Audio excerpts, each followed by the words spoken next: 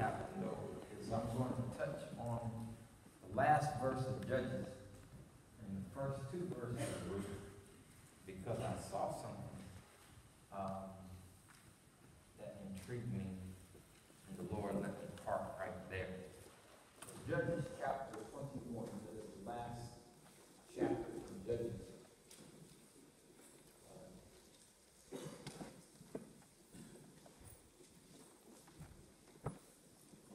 Intended for this message to be a little shorter than what it may be, but the Lord gave us some more this morning, so y'all can sit tight because you ain't heard from me in a while. As we pass it. Amen. Judges chapter 22, verse 25. Looks like this. Reading from the New Living Translation. In those days, Israel had no king. All the people did whatever seemed right in their own eyes. Flip over to Ruth chapter 1, verses 1 and 2. It says, in the days when the judges ruled in Israel, a severe famine came upon the land. So a man from Bethlehem in Judah left his home and went to live in the country of Moab, taking his wife and 2 sons with him. The man's name was Elimelech, and his wife was Naomi. Their 2 sons were Mahlon and Chilion. They were Ephraimites from Bethlehem in the land of Judah. And when they reached Moab, they settled there. Y'all want to close that door for me, or y'all want to be quiet out there in the lobby? Thank you. Yeah, I'm sorry to repeat it, but I need concentration. I want to talk from the thought today, stay in tune with God. Stay in tune with God. According to an article written in Simply Psychology, Maslow's hierarchy of needs is a motivational theory in psychology comprising a 5-tier model of human needs, often depicted as hierarchical levels within a pyramid. Needs lower down in the hierarchy must be satisfied before individuals can attend to needs higher up. From the bottom of the hierarchy upwards, the needs are physiological, safety, love and belonging, esteem, and self-actualization. This 5-stage model is divided into deficiency needs and growth needs. The first 4 levels are often referred to as deficiency needs, and the top level is known as growth or being needs. I'm so glad y'all are looking at the screen. Deficiency needs arise due to deprivation and are said to motivate people when they are unmet. Also, the motivation to fulfill such needs will become stronger the longer the duration they are denied. For example, the longer a person goes without food, the hungrier they will become. In 1943, Maslow initially stated that individuals must satisfy lower-level deficit needs before progressing on to meet higher-level growth needs. However, he later clarified that satisfaction of the needs is not an all-or-none phenomenon, admitting that his earlier statements may have given the false impression that a need must be satisfied 100% before the next need emerges. When a deficit need, the article goes on to say, when a deficit need has been more or less satisfied, it will go away, and our activities become habitually directed towards meeting the next set of needs that we have yet to satisfy. These then become our salient needs. However, growth needs continue to be felt and may even become stronger once they have been engaged. Growth needs do not stem from a lack of something, but rather from a desire to grow as a person. Once these growth needs have been reasonably satisfied, one may be able to reach the highest level called self-actualization. Therefore, not everyone will move through the hierarchy in a unidirectional manner, but may move back and forth between the different types of needs. The time of our text During Israel's 40 years of wandering in the wilderness, God prepared his people to become a nation while teaching them to rely solely on him, and have now been made ready to take up residence in the promised land. God leads the people into battle, providing victory after victory.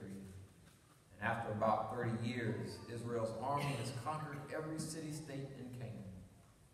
But they leave many of the locals living amongst them.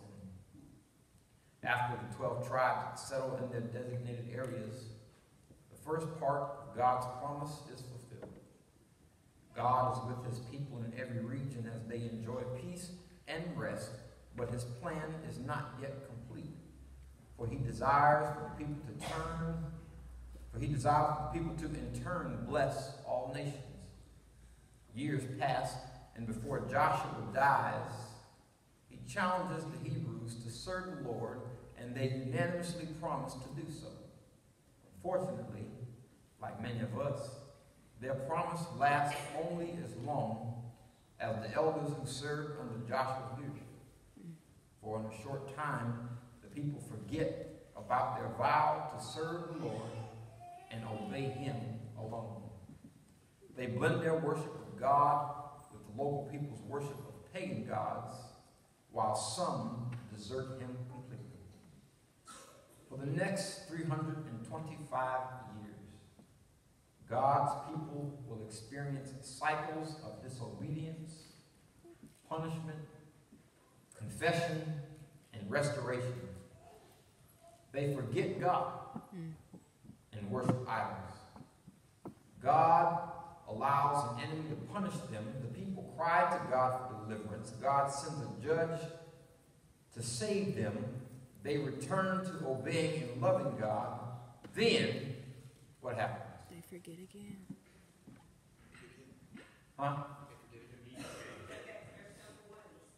They go right back to repeating that process all over again. Thank you to those of you that spoke. Y'all get it today for participation. Oppressive enemies arise from the areas surrounding the promised land, and at different times they attack various Israelite tribes, but not all of Israel at once. Some judges have great influence in one area and not in another. Some judges overlap as Israel's leaders, but rule in different regions. Occasionally peace reigns, at other times violence and discord erupts. 12 judges guide Israel until the people demand a king. Although God is with his people, the people are not with God. They ignore him and his law, and instead, watch this, Judges chapter 21, verse 25. They do whatever seems right in their own eyes. And this moral apathy leaves God's people living in chaos. Judges chapter 21, verse 25 says, in those days, Israel had no king. All the people did whatever seemed right in their own eyes. Ruth chapter 1, verse 1, clause 8 says, in the days when the judges ruled in Israel, a severe famine came upon the land. Now,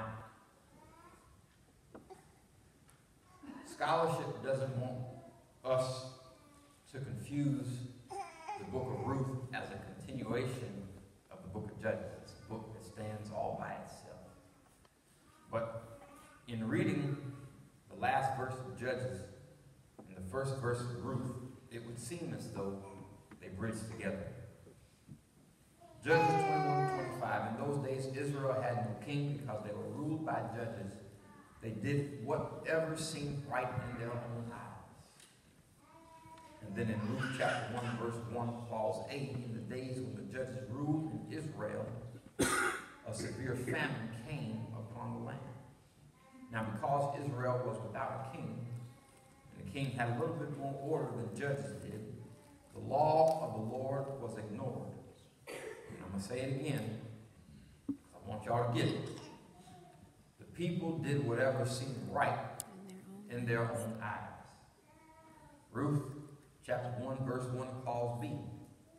So a man from Bethlehem in Judah left his home and went to live in the country of Moab, taking his wife and 2 sons with him. Ruth chapter 1 verse 2. The man's name was Elimelech, and his wife Naomi. Their 2 sons were Mahlon and Chilion. They were Ephrahites from Bethlehem in the land of Judah. And when they reached Moab, they settled there. Park it right there. For the second time in Scripture, which is probably 1,000 years between the book of Genesis and Ruth, we witness a patriarch uprooting his family to settle in a place outside the canopy, the covering of divine promise. Genesis chapter 11, verses 27 through 32. How many of y'all remember that text? Abraham. Where did you hear that text before? In church. Who preached it? You.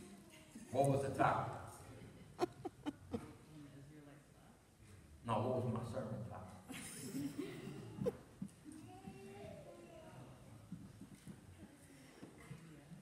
Huh? You're talking about VBS when you were talking about Abraham. You good. My sermon topic.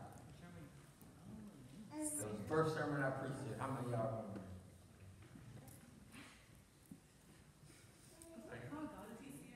Thank you. Thank you. Thank you. The great PCS. That's where you heard this before. Y'all remember now. Yeah, see? Y'all need to take notes in church. You never know when I'm going to go back. For the second time in Scripture, from the time I preached that message to this one, we witness a patriarch uprooting his family to settle in a place outside the canopy of divine promise. Genesis chapter 11, verses 27 through 32. Terah uproots his family from Ur of the Chaldeans, headed for the land of Canaan, but stopped in Haran and settled there. Ruth chapter 1, verse 2.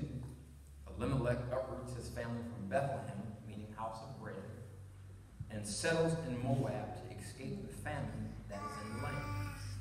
In both instances, I see a test of faith among both families. In Genesis, we have a pagan family, and y'all listen to this.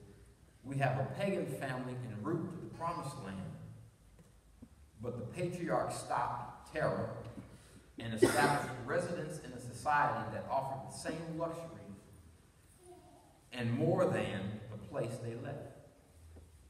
In Ruth, we have a family of Israel stricken by a severe famine, and the patriarch relocates his family to Moab, to a people that are enemies to Israel. Did y'all catch it? Let me go back. In Genesis, we have a pagan family en route to the promised land. It means God is calling them out of sin. But the patriarch stopped and established residence in a society that offered the same luxuries and more than the place they left. Come over here.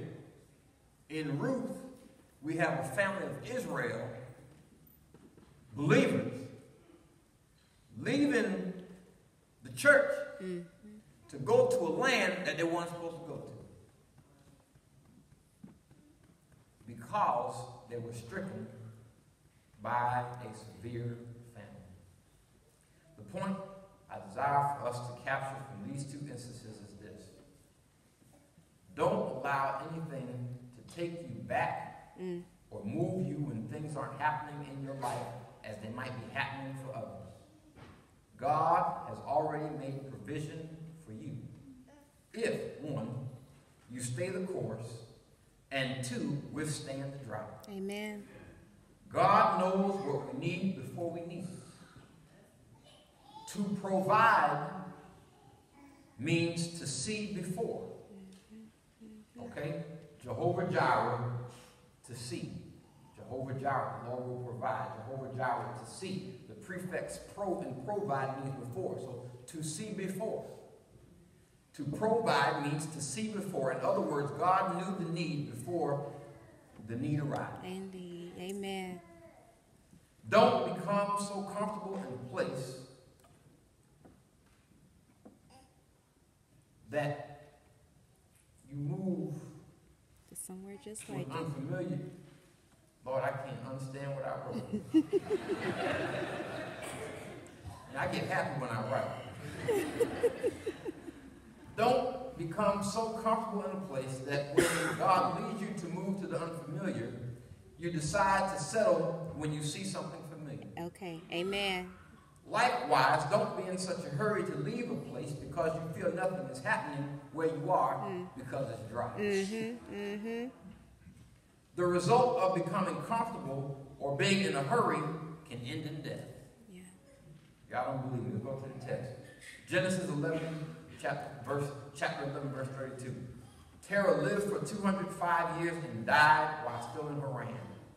Ruth 1, verse 3. Elimelech died and Naomi was left with her 2 sons. Stay in tune with God. Say it. And that's the message. Being comfortable or being in a hurry will not only affect you, but also those connected to you. Yes. And depending upon God's timing, He'll raise up an Abram to continue the journey, or after a period of loss, a Ruth who will forsake all to trust in the God she did not know. And understand, neither Abram or Ruth knew God personally at the commencement of their journey. Judges chapter 21, verse 25. In those days, Israel had no king. All the people did whatever seemed right in their own eyes.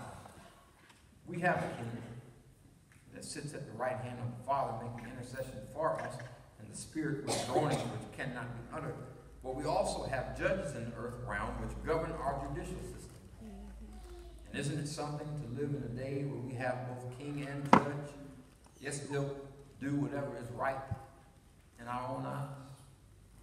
In order to stay in tune with God, our eyes ought to be fixed on Him above. Yes. If I commit myself to prayer, fasting, and a steady diet of God's Word, then I won't easily do what seems right in my eyes because the Spirit would nudge me when I'm operating outside the will of God. Yes. I'm done. I'm serious. I'm done. The message is over. But I want to leave you out there. Don't die moving to the rhythm of your own tune. But stay in tune with God. Because there's a purpose, there's provision, and there's a promise when our eyes are fixed on Him. Amen. Look at your neighbor and say, neighbor, stay in tune with God.